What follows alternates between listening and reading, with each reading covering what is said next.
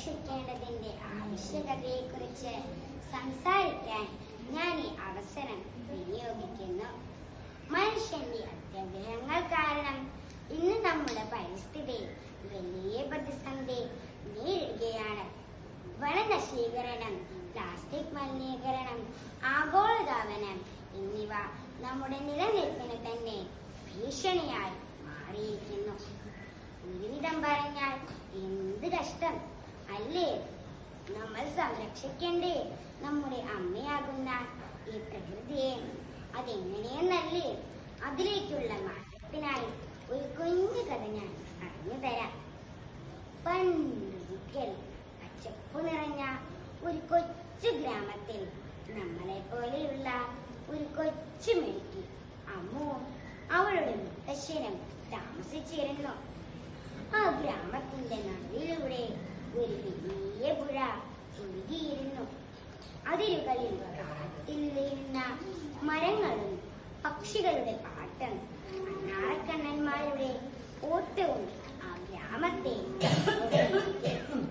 ഒരു ദിവസം അമ്മു അവളുടെ മുത്തശ്ശനോടൊപ്പം പുഴക്കരയിൽ ഇരിക്കുമ്പോൾ അവൾ ഒരു കാര്യം ശ്രദ്ധിച്ചു. പുഴയിൽ പ്ലാസ്റ്റിക് കുപ്പികളും മാലിന്യങ്ങളും ഒഴുകി നടക്കുന്നു. മരങ്ങളൊക്കെ വെട്ടിമാറ്റി അവിടെ വലിയ കോൺക്രീറ്റ് കെട്ടിടങ്ങൾ ഉയരുന്നു. അമ്മ സങ്കടത്തോടെ മുത്തശ്ശനോട് ചോദിച്ചു, ദശ, പണ്ടൊക്കെ നമ്മുടെ ഗ്രാമം എത്ര മനോഹരമായിരുന്നു. ഇപ്പോൾ എന്താണ് ഈ കാണുന്നത്? പുഴയ്ക്ക് എന്ത് പറ്റി?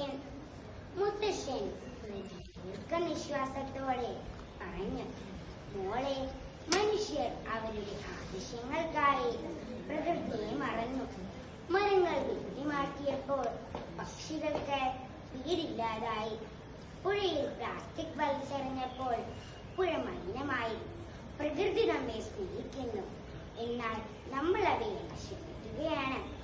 അമ്മുവിന് കാര്യം മനസ്സിലായി. അവൾ പ്രതിജ്ഞ ചെയ്തു, ഞാൻ എന്റെ പ്രകൃതിയെ സംരക്ഷിക്കും. അങ്ങനെ അമ്മു കൂട്ടുകാരെ എല്ലാം കൂട്ടി ഒരു ഗ്രീൻ ടീം ഉണ്ടാക്കി.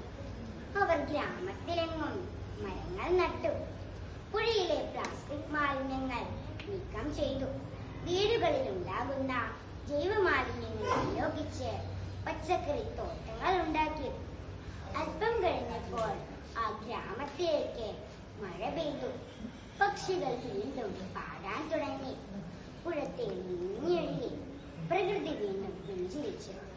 അമ്മുവിന്റെ ഈ ചെറിയ പ്രവർത്തനം ഗ്രാമവാസികൾക്ക് മുഴുവൻ പ്രചോദനമായി. നമ്മളും ഓർക്കുക, പ്രകൃതിയാണ് നമ്മുടെ ജീവൻ. ഒരു തൈ നടാം, നമുക്ക് ജീവവായുവും പ്രകൃതിയുടെ സന്തുലിതാവസ്ഥയും കാത്തു സൂക്ഷിക്കാം. ഒരു തൈ നടാം നമുക്കമ്മയ്ക്കു വേണ്ടി, ഒരു തൈ നടാം കൊച്ചു മക്കൾക്കു വേണ്ടി, ഒരു തൈ നടാം 100 കിളികൾക്കു വേണ്ടി, ഒരു തൈ നടാം നല്ല നാളേക്കു വേണ്ടി. ഇതു പ്രാണവായുവിനായി നടന്നു, ഇതു മഴയ്ക്കായി തൊഴുതു നടന്നു, അഴകിനായി തണലിനായി തേൻപഴങ്ങൾക്കായി 100 തൈകൾ നിറഞ്ഞു നടന്നു, അഴകിനായി തണലിനായി തേൻപഴങ്ങൾക്കായി 100 തൈകൾ നിറഞ്ഞു നടന്നു.